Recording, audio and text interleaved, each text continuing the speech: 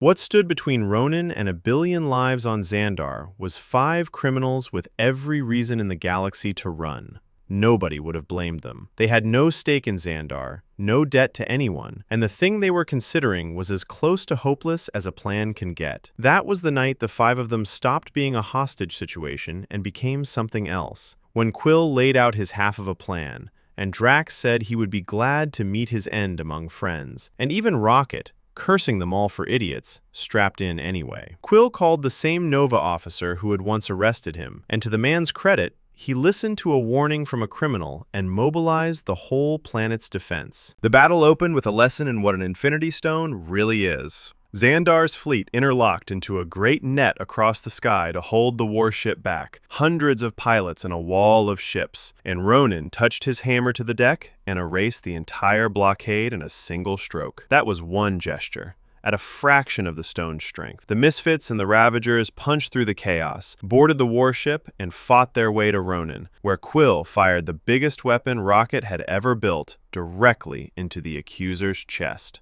Ronan walked out of the smoke without a scratch.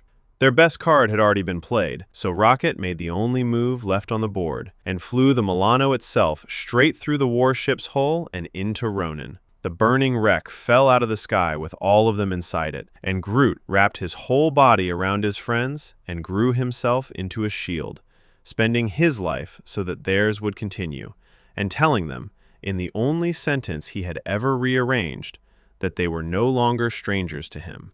They were Groot. On the ground, with Ronan one gesture away from ending the world, Quill bought the crucial seconds the only way a man raised on a mixtape knows how, by dancing at the warlord like a lunatic while Rocket and Drax burned down the hammer.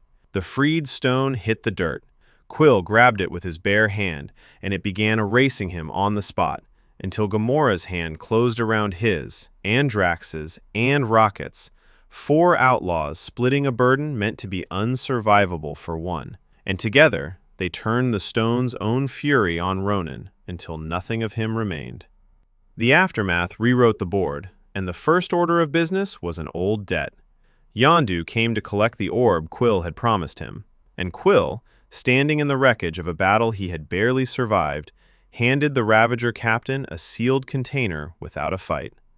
Yondu flew off satisfied, remarking to his crew that it turned out well that they never delivered that boy to his father all those years ago, and somewhere in deep space he opened his prize to find a troll doll grinning up at him, because the real stone had never left Quill's hands, and Peter Quill remains Peter Quill.